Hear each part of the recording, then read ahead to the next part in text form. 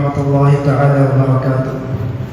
الحمد لله رب العالمين، الصلاة والسلام على أشرف المرسلين وعلى آله وصحبه أجمعين، أما بعد.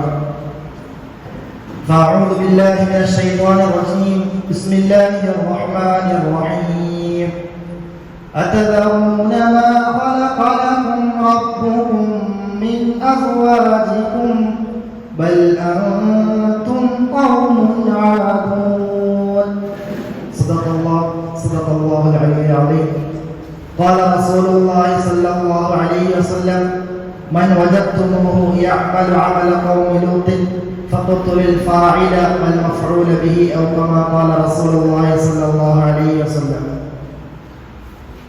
ബഹുമാനപ്പെട്ട അധ്യക്ഷൻ, വിധികർത്താക്കളെ, മറ്റ് ഉസ്താദുമാരെ, പ്രിയപ്പെട്ട മുതഅല്ലിം സുഹൃത്തുക്കളെ, ഞാൻ ഇന്നിവിടെ ആഗതനായിരിക്കുന്നത് ലിബറലിസം എന്ന വിഷയവുമായി ബന്ധപ്പെട്ട് ഒരു മത്സര പ്രസംഗം നടത്തുന്നതിന് വേണ്ടിയാണ്.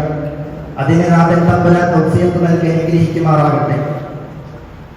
സെക്കൻഡുകൾ മിനിറ്റുകൾക്കും, മിനിറ്റുകൾ മണിക്കൂറുകൾക്കും വഴിമാറി ദിവസങ്ങളും ആഴ്ചകളും മാസങ്ങളും വർഷങ്ങളും താണ്ടി കാലം മുന്നോട്ട് ഗമിക്കുന്നത് പോലെ മുത്തലാഖും ഹിജാബും ജനറൽ ന്യൂട്രാലിറ്റിയും ജനറൽ ഇക്വാലിറ്റിയും കടന്ന് പുതിയ ചർച്ച തലങ്ങൾക്ക് ചൂട് പിടിക്കുമ്പോൾ സ്വാതന്ത്ര്യത്തിന്റെയും തുല്യാവകാശത്തിന്റെയും പ്രാധാന്യത്തിൽ ഊന്നിയ 16-17 നൂറ്റാണ്ടുകളിലായി ഉരുത്തിരിഞ്ഞു വന്ന് വ്യത്യസ്ത ധാരകളിലായി വളർന്നു വന്ന 18-ാം നൂറ്റാണ്ടിൽ ക്ലാസിക്കൽ ലിബറലിസം എന്നും 20-ാം നൂറ്റാണ്ടിൽ നയോ ലിബറലിസം എന്നും പ്രചാരം നേടിയ ജോൺ ലോക്കിന്റെ ചിന്താധാരയിൽ നിന്നും ഉരുത്തിരിഞ്ഞു വന്ന ഉദാരവാദം അഥവാ ലിബറലിസം എന്ന ആശയധാരയിൽ നിന്നുമാണ് ഈ ചർച്ചകൾ ഉടലെടുക്കുന്നത് എന്ന് നമുക്ക് മനസ്സിലാക്കാൻ സാധിക്കും.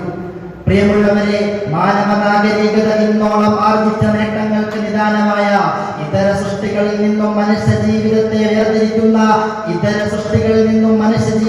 വേർതിരിക്കുന്ന അപാരമായ അനുഗ്രഹമാണ് ഇന്റലക്ട് അഥവാ ബുദ്ധി. സമഗ്രമായ സർവതല സ്പർശിയായ മനുഷ്യ ജീവിതത്തെ വീക്ഷിക്കുന്ന മതങ്ങളിൽ നിന്നും വ്യത്യസ്തമായി എക്കണോമിക് എന്ന ആംഗിളിലൂടെ മനുഷ്യ ജീവിതത്തെ വീക്ഷിക്കുന്ന മാർക്സിസത്തെക്കാളും, അതുപോലെ തന്നെ സ്ത്രീ പുരുഷ തുല്യത എന്ന രീതിയിൽ മനുഷ്യ ജീവിതത്തെ വീക്ഷിക്കുന്ന ഫെമിനിസത്തെക്കാളും, സമൂഹത്തിന്റെ നിലനിൽപ്പിനെ തന്നെ ചോദ്യം ചെയ്യുന്ന വ്യക്തി സ്വാതന്ത്ര്യം എന്ന ആംഗിളിലൂടെ മനുഷ്യ ജീവിതത്തെ വീക്ഷിക്കുന്ന ലിബറലിസം അതിന്റെ കലാഹസ്തങ്ങൾ കൊണ്ട് പിടിമുറുക്കുമ്പോൾ അതിൽ പതിയിരിക്കുന്ന അപകടങ്ങളെ കുറിച്ച് നാം ബോധവാന്മാരാകേണ്ടതുണ്ട്. അതിരുകളില്ലാത്ത സ്വാതന്ത്ര്യ ദർശനത്തെ ധാർമ്മികതയുടെ അടിസ്ഥാനമായി കണക്കാക്കുന്ന ലിബറലിസത്തിന്റെ പ്രായോഗിക അപകടങ്ങളാണ് സമകാലിക സംഭവങ്ങൾ നമ്മിലേക്ക് സൂചിപ്പിക്കുന്നത്.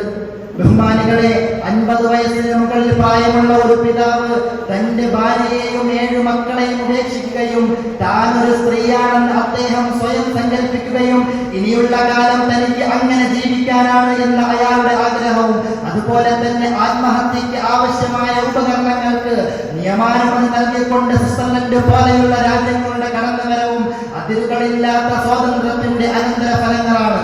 You have two lords, one is your pain and other is your pleasure. നിങ്ങൾക്കുള്ളത് 2 ദൈവങ്ങളാണെന്നും ഒന്ന് നിങ്ങളുടെ ദുഃഖങ്ങളും മറ്റൊന്ന് നിങ്ങളുടെ സന്തോഷങ്ങളാണെന്നും അതുകൊണ്ട് നിങ്ങളുടെ ജീവിതത്തിന്റെ ആത്യന്തികമായ ലക്ഷ്യം മിനിമൈസേഷൻ ഓഫ് പെയിനും മാക്സിമൈസേഷൻ ഓഫ് പ്ലഷർ ആണെന്നും ലിബറലിസത്തിന്റെ പ്രാധാന്യമായ ജർമ്മനി ബന്ധം പറയുമ്പോൾ സുഖാനുഭൂതികളെ അധികരിപ്പിക്കുക എന്ന ലക്ഷ്യം മുന്നോട്ട് വെക്കുന്നത് കൊണ്ടാണ് സ്വവർഗരതി, സ്വതന്ത്രരതി, മദ്യം, സെക്ഷൽ ഓറിയന്റേഷൻ, പോൺ കൾച്ചർ തുടങ്ങിയവ അധികരിക്കുന്നതും, അതുപോലെ തന്നെ ജെൻഡർ ന്യൂട്രൽ വസ്ത്രവുമായി ബന്ധപ്പെട്ട വിഷയത്തിൽ ഹെറ്ററോനോർമേറ്റീവ് സൊസൈറ്റിയിൽ നിന്നും നാം മാറേണ്ടതുണ്ട് എന്നും ഇതിന്റെ വക്താക്കൾ പറയുന്നത്. ബഹുമാനികളെ, സമൂഹത്തിന്റെ അടിത്തറയെ തകർക്കുന്ന, കുടുംബ ബന്ധത്തെ പോലും ശിഥിലമാക്കുന്ന, സമൂഹത്തിൽ തന്നെ 2% മാത്രമുള്ള സ്വവർഗാനുരാഗികളിലാണ് ലോകത്ത് കണ്ടുവരുന്ന ലൈംഗിക രോഗങ്ങളിൽ 3-2% ഉള്ളതെന്ന് കണക്കുകൾ പറയുന്നത്. എന്നാൽ ലൈംഗികമായ മുഴുവൻ അതിർവരമ്പുകളെയും മറികടക്കുന്ന, മുഴുവൻ അതിർവരമ്പുകളെയും ലംഘിക്കുന്ന ഹോമോസെക്ഷുവാലിറ്റി എന്ന ആശയം മുന്നോട്ട് വെക്കുന്നത് കൊണ്ടാണ് നെക്രോഫീലിയ ശബരതിയും, പെഡോഫീലിയ കുട്ടികളോടുള്ള രതിയും, ബേസ്റ്റാലിറ്റി മൃഗങ്ങളോടുള്ള രതിയും തുടങ്ങി പ്രകൃതിദത്തമായ സ്ഥിതിഗതികളെ പോലും വകവയ്ക്കാതെയുള്ള രതിവൈകൃതങ്ങൾ സ്വാഭാവികീകരിക്കപ്പെട്ട്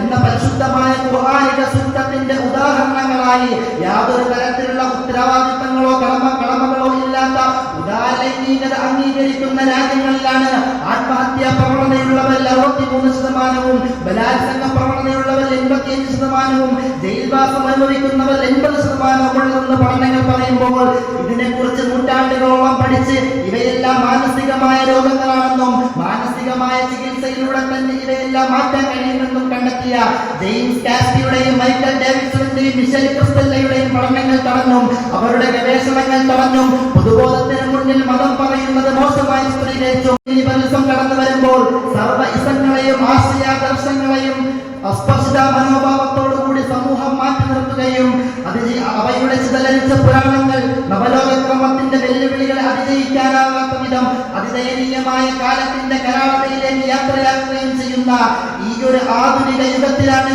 പരിവർത്തനത്തിന്റെ പടക്കത്തൊലി മുഴക്കിക്കൊണ്ട് കടന്നു വന്ന പരിശുദ്ധമായ ഖുർആനിന്റെ വാക്കുകൾക്ക് നാം ചെവി കൊടുക്കേണ്ടത്.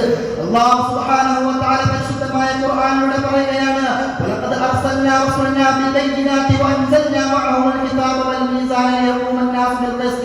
ജനങ്ങൾ നീതിബോധത്തോടുകൂടി വർത്തിക്കുന്നതിന് വേണ്ടിയാണ് പരിശുദ്ധമായ ഖുർആനെയും പ്രവാചകനെയും നാം ഈ ലോകത്തേക്ക് അയച്ചതെന്ന് അല്ലാഹു സുബ്ഹാനഹു വ തആല പറയുമ്പോൾ ലിബറലിസമാണ് ശരി, അതാണ് നോർമൽ എന്ന് മനസ്സിലാക്കുന്ന, അതിനെ ശരിവയ്ക്കുന്ന സമൂഹത്തോട് സമഗ്രമായ സർവ്വതല സ്പർശിയായി മനുഷ്യ ജീവിതത്തെ നോക്കിക്കാണുന്ന പരിശുദ്ധമായ ഖുർആനിനെയും പ്രവാചക പാഠങ്ങളെയും ഉൾക്കൊണ്ടുകൊണ്ട് ആ സമൂഹത്തിന് ശരിയായ ദിശ നൽകാൻ നമുക്ക് സാധിക്കണം.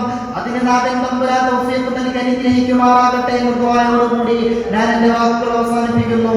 വാഖിറു ദഅ്വതി അൽഹംദുലില്ലാഹി റബ്ബിൽ ആലമീൻ. അസ്സലാമു അലൈക്കും വറഹ്മത്തുള്ളാഹി തആല വബറകാതുഹു.